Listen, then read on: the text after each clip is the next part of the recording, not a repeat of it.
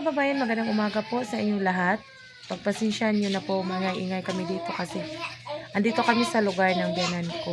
Umuwi kami kagabi kasi may tatapusin yung asawa ko sa inaayos nilang bahay. So, ngayon po ay gagawa ako ng short reaction video tungkol sa ating iniidolong si Inday Krishna, also known as Speaking Koreana. So, kahapon meron na pong upload si Inday Krishna. Hinihintay ko kasi yung bagong upload niya. Kaso hindi ako nakapag-upload kagabi kasi nakakapagod. Galing biyahe. Alas 12 ng madaling araw na kami nakarating dito. So, ngayon po ay gagawa tayo ng short reaction video tungkol sa kanyang pamimigay ng mga school supplies. So, ito po.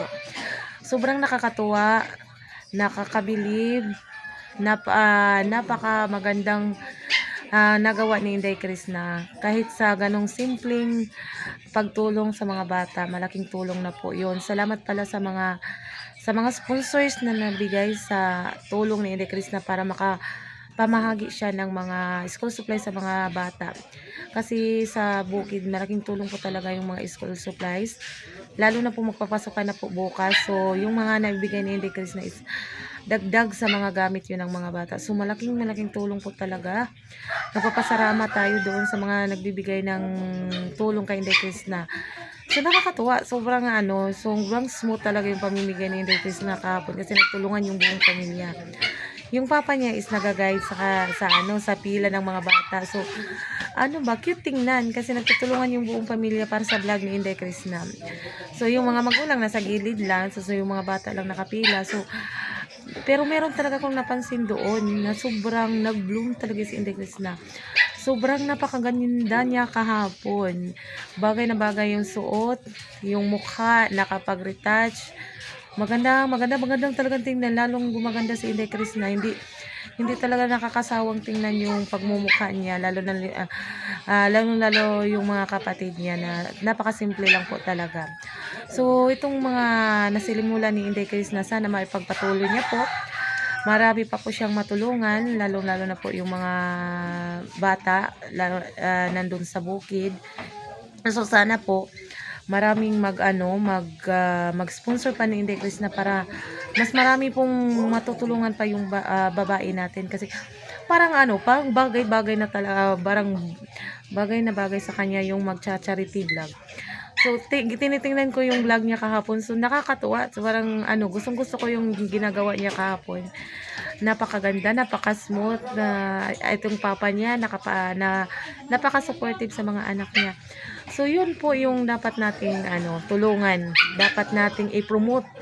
Pagtutulungan po natin mga kababayan na i-promote yung vlog ni Inday Krishna para para marami pang makakita at marami pang makatulong sa kanya ng mga charity, na mga sponsors.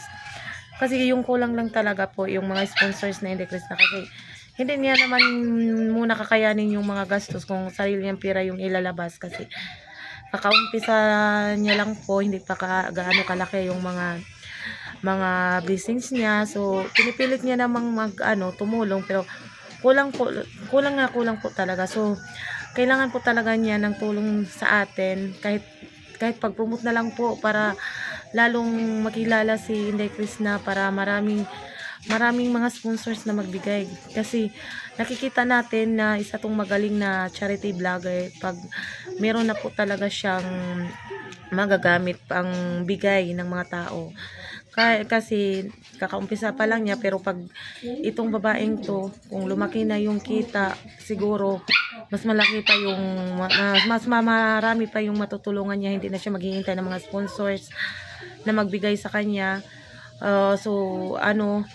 Kung sinong gusto niyang tulungan, so makakatulong siya agad kasi may pera na po siya. So yun po yung inaabangan natin na magawa ni Inday Krishna sa soon kung marami na pong handang tumulong sa kanya. Sana maraming tao pa ang tutulong sa kanya.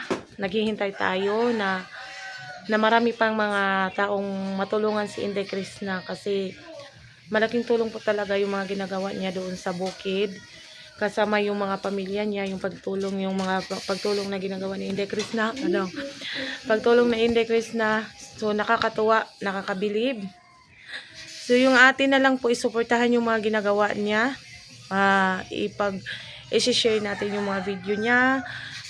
Dito, hindi tayo mag-escape ng ads para mas malaki yung kita sa mga video niya, para makakaipon si Inday Chris na para maitulong doon sa doon sa mga taong nangangailangan. So ito po ay isang simula ng pagiging isang charity vlogger ni Inday Chris na.